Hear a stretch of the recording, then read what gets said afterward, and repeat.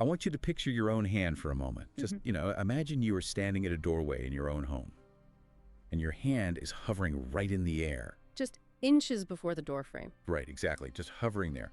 You aren't touching the wood yet, but you aren't pulling away either. And there is this tiny, almost invisible tremor in your fingers. Hesitation. Yeah, and then finally your hand descends. You tap the wooden edge of the frame, but not just once. You tap it exactly 3 times. And it's performed with this, this incredible, solemn precision. You take a breath, and then you walk through. And I mean, if someone were to walk up to you right in that exact moment and ask, why did you just do that? You'd probably just laugh it off. Oh, absolutely. You'd scramble for a rationalization. You might say, oh, it's just a superstition, or it's just a silly little habit I have. But the reality is, the conscious mind is completely in the dark here. Your body knows something that your mind is absolutely refusing to acknowledge. Right, because usually when we think about the things we do every single day, there's this expectation of logic. Like, you turn a key to lock the door because you want your house to be safe. Cause and effect. Exactly. It makes sense. But those 3 taps, they completely break the framework. Suddenly that feeling of rational control is just gone, and we are looking at this incredibly mysterious landscape of human behavior. So today's mission in this deep dive is to decode that silent, physical language of the unconscious mind. It's a fascinating area to explore. It really is. We are going to explore why we do things we simply can't explain. Like knocking on wood or checking a locked door 4 times. And we want to discover how these everyday quirky habits might actually be desperate magical defenses against our deepest, most forgotten fears. It is the absolute definition of psychological muddy waters. I mean, when the body insists on performing an action that the conscious mind knows is entirely unnecessary. Yeah, it's so strange. When Freud looked at these exact types of behaviors, he didn't view them the way we typically view symptoms today. He called them Zwangshandlungen. Psychoanalysis. Okay. Right, which roughly translates to compulsive actions. And today, if someone has a compulsion, the immediate modern medical instinct is just to, eradicate it. Give him a pill or something. Exactly. Use behavioral therapy, make it stop so the person can function normally. But Freud saw these actions as hieroglyphs. Okay, let's unpack this. Because calling a habit a hieroglyph implies it has a grammar. Like it has a hidden meaning. It's a language. Precisely. It is a deeply encoded text that demands interpretation, not just eradication. And the setting of your opening example, the doorway, is crucial for decoding this. The physical space itself matters. Yes. A threshold is a liminal space. Yeah. Unconsciously, it represents the border between the protected, familiar inner world of a room and the unpredictable, threatening exterior world. Wait, so instead of just walking through a door like a normal transition from, say, a bedroom to a hallway, the unconscious mind is literally treating a standard doorway like a highly secure international border crossing. Yes, that's exactly how it feels to the unconscious. And those 3 taps, are they like presenting a psychic passport to a border guard that doesn't actually exist in reality? That is exactly what is happening. The ritual acts as a buffer. You can think of it as a treaty signed in the dead of night between 2 warring factions inside your own psyche. A treaty? Yeah. One part of you needs to cross the threshold and move forward with your day, but another part of you deeply believes that crossing that line is going to unleash something completely unbearable. Wow. So the 3 touches postpone the moment of truth. They create a buffer between your desire to move and the catastrophic consequence your unconscious is terrified of. But I have to push back on that because it feels like a massive design flaw in the brain. How so? Well, if my conscious mind is intelligent enough to know there is no actual border guard and no actual catastrophe waiting in the hallway, why is my unconscious mind so easily tricked by tapping a piece of wood? I mean, where does this intense, almost suffocating need for a physical buffer even come from? It's a really great question, and to understand why the unconscious accepts such a bizarre bribe, we have to look at the architecture of psychological defense. Okay. Specifically, we need to talk about Verdrängung. Verdrängung, that's repression, right? Yes, the mechanism of repression and its relationship to libido. Yeah. Now, when psychoanalysts talk about libido, we aren't just talking about sexual desire in the colloquial sense. We mean the fundamental life force, the raw, untamed energy of desire, of attachment, of aggressive wanting. Like the pure, unfiltered energy of the id just screaming, I want. Exactly, just pure drive. Now, imagine a young child. That child has a massive surge of this raw impulse. Maybe they reach out to possess something forbidden, or maybe they express a violently aggressive urge toward a parent when they get frustrated. Which kids do all the time. Right, they do. But instead of being guided, that impulse is met with an overwhelming, terrifying prohibition. Like a really harsh reaction. Yes. A harsh scolding, a look of absolute disgust from the caregiver, a punishment that makes the child feel utterly annihilated. In that terrifying moment, the child learns that this internal desire is mortally dangerous. Oh, wow. To act on it is to risk losing the love and protection of the parent, which to a helpless child means literal death. So the child has to bury the impulse just to survive their environment? They just shove it all the way down? Yes. They eject it entirely from conscious awareness. That is Verdrängung. That's repression. But, and this is the foundational rule of the unconscious, the energy of that desire cannot be destroyed. Right. It has to go somewhere. It is preserved perfectly in the dark. Okay. Usually this is where people use that old city plumbing metaphor. You know, you cap off a high-pressure water pipe, and the water just finds a weaker valve to burst through somewhere else. In the hydraulic model, yes. Yeah, but honestly, I think that metaphor is a little tired, and it doesn't quite capture the intelligence of a compulsion. To me, it feels less like a plumbing leak and more like a localized autoimmune response. That's interesting. Yeah, like the psyche perceives its own harmless, natural impulse as a deadly virus. So it literally attacks itself to quarantine the thought. I love that analogy. It's an internal, self-directed attack to preserve the whole system. And the way that quarantine manifests is what we call a Kompromissbildung, a compromise formation. A compromise between what? Between the drive and the defense. The compulsive symptom, the ritual you perform at the door, is brilliant in a deeply tragic way. It actually satisfies both warring factions inside the mind at the exact same time. Wait, how does tapping a door frame satisfy both a repressed desire and a psychological quarantine? Because it allows a tiny disguised sliver of that repressed energy to physically discharge through the motor action of the hand. Oh, I see. The hand gets to perform a highly sanitized version of the reaching out that was originally forbidden. But because the ritual is performed with such rigid, punitive precision, you know, exactly 3 times, no more, no less. Right. It simultaneously appeases the internalized judge. It satisfies the superego, the part of the psyche that swallowed the parent's harsh rules. Wow, so the unconscious is basically laundering the emotional energy. That's a great way to put it. But if this is a compromise, it is a terrible deal for the person who actually has to live with it. Yeah. It demands absolute perfection.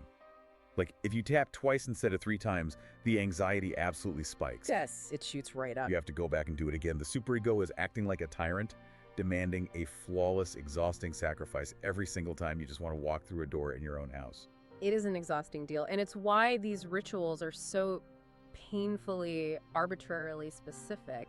The precision isn't random. The precision is the punishment. Precision is the punishment. And it is a self-imposed law that mimics the strictness of the original childhood environment. But let's dig into the weirdness of those specifics, because that's where I get really stuck. Why 3 touches? Why do some people need to count street lamps? It varies from person to person. Right, but there's that famous psychoanalytic case study, the Rat Man. He had these agonizing, elaborate ceremonies just for doing basic things like walking down a road or paying a simple debt. What is the obsession with exact sequences and numbers? To understand the obsession with numbers and sequences, we have to distinguish between realistic anxiety and neurotic anxiety. Okay, what's the difference? Realistic anxiety is what you feel when a speeding car swerves into your lane. The threat is external, objective, and happening right now. That makes sense. Survival instinct. Exactly. Neurotic anxiety, on the other hand, is the terror of internal disintegration. It is the deep dread that the quarantine is failing, the dam is breaking, and the repressed, unacceptable impulse is going to flood your consciousness and destroy your sense of who you are. So the counting, the exact sequences, they have absolutely nothing to do with the external world. They are structural supports for the mind. Exactly. When the ego is threatened by this neurotic anxiety, it regresses. It falls back into what we call primary process thinking. Primary process thinking. Yes. This is the magical associative logic of early childhood. It's the logic of the little kid who truly believes that if they arrange all their stuffed animals in perfect symmetry on the bed, their parents will stop fighting in the other room. Oh, wow. Or if they just hold their breath long enough, the monster in the closet will cease to exist. Right. It's the profound childish belief that a physical motor gesture can magically alter the fabric of reality. Precisely. And you might be listening to this thinking you don't do this just because you don't arrange stuffed animals anymore. But think about the last time you were incredibly stressed about work and you found yourself refreshing your email inbox 3 times in a row, even though you rationally knew there was no new mail. Or endlessly doom scrolling. Yes, endlessly doom scrolling, flicking your thumb on a screen to create a rhythm that somehow magically wards off your dread about the state of the world.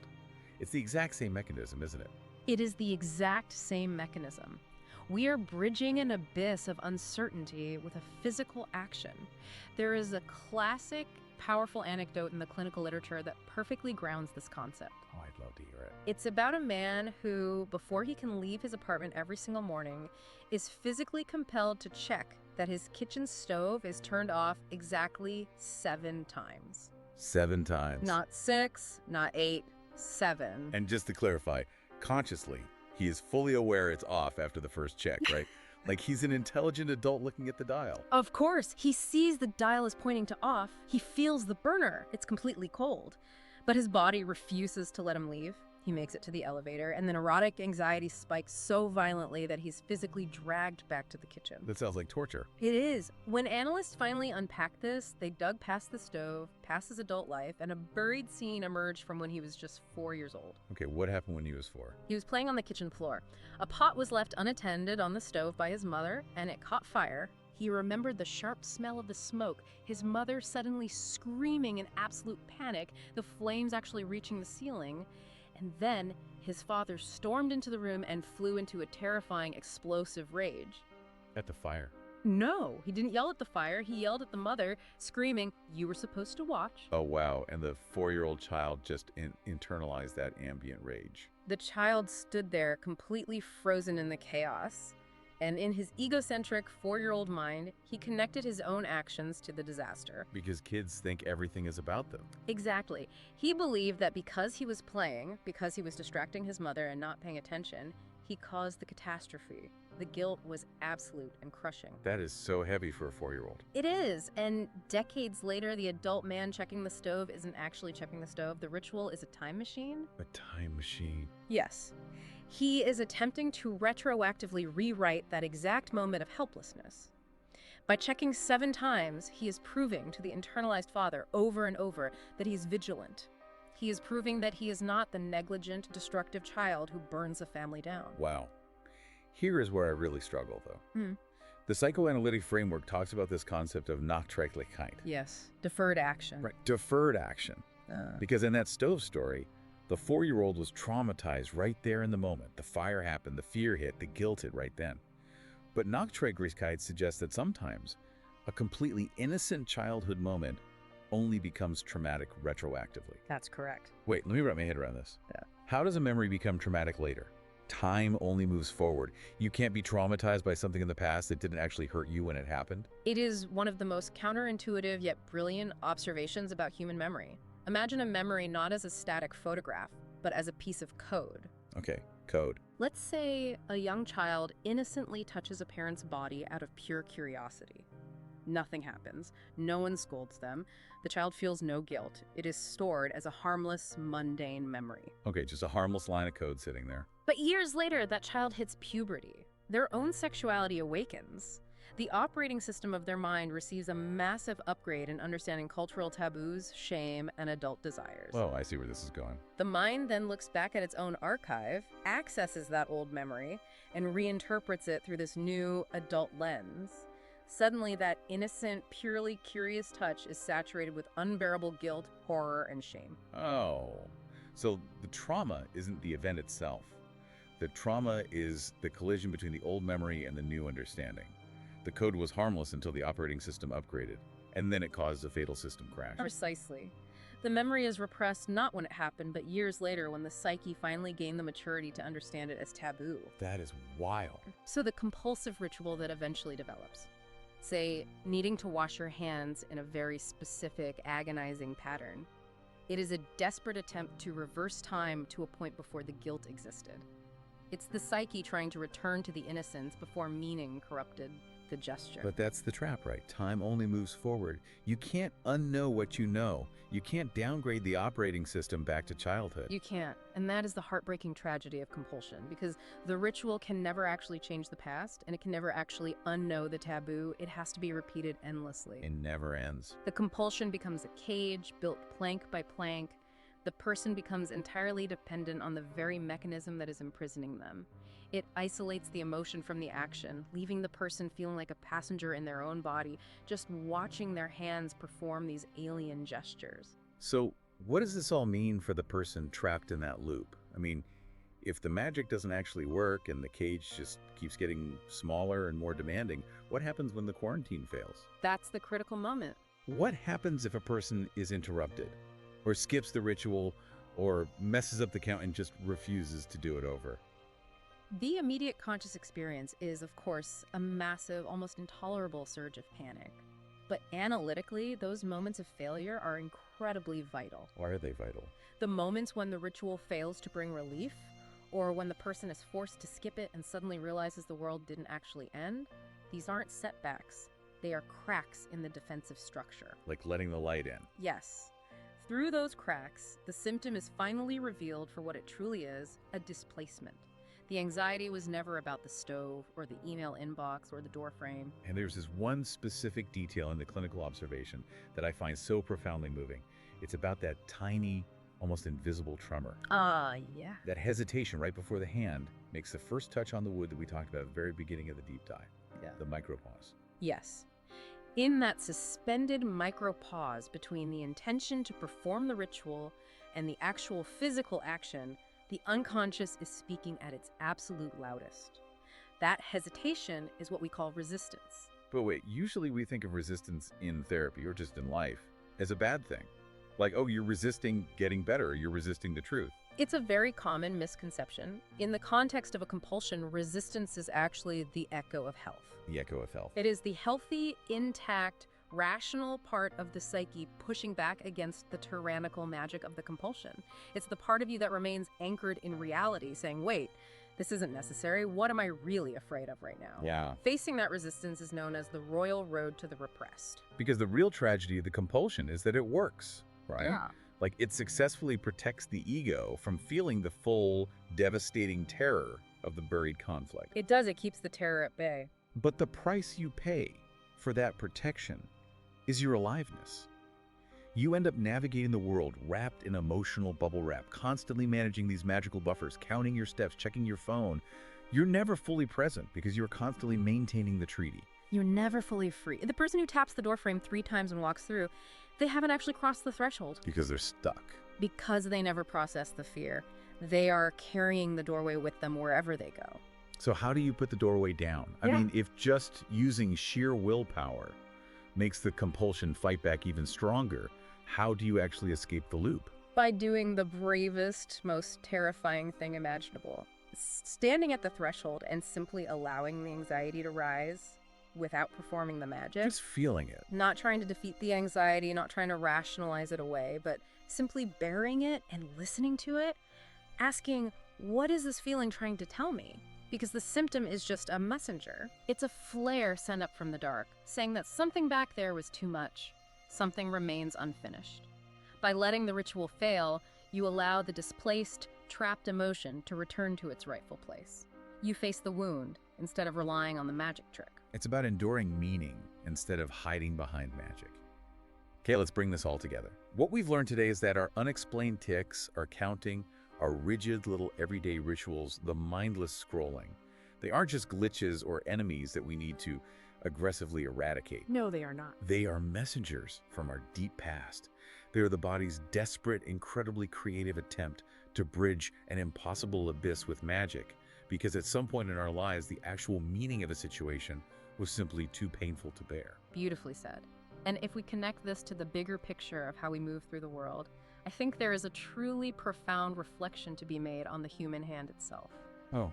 In the psychoanalytic view, the hand isn't just a tool. It carries the entire emotional history of our early relationships. How do you mean? Think about it. The infant's very first desperate, blind reach for comfort, the toddler defiantly grasping a forbidden object, the child's hand being sharply slapped away from danger. The adolescent's trembling, hesitant touch in their first moment of genuine intimacy. Yeah. Every single stage, every rejection, every moment of safety deposits its emotional traces right into the motor memory of your hands. That is incredible to think about. Your hands are basically a living physical archive of every time you ever reached out and exactly how the world responded to you. They're an archive of your deepest attachments. So I want to leave you listening to us right now with this thought. Pay attention to your own hands today. Really pay attention. When you find yourself mindlessly drumming your fingers on the steering wheel while sitting in traffic, or repeatedly clicking a pen during a dead silent meeting, or unlocking your phone for the 20th time in an hour, ask yourself, what ancient, forgotten conversation is your body desperately trying to resume? What a profound question to end on. Thank you so much for exploring this inner landscape with me, and thank you all for joining us on this deep dive. Keep paying attention to those small gestures, and keep questioning the hidden meanings in your everyday world. Until next time.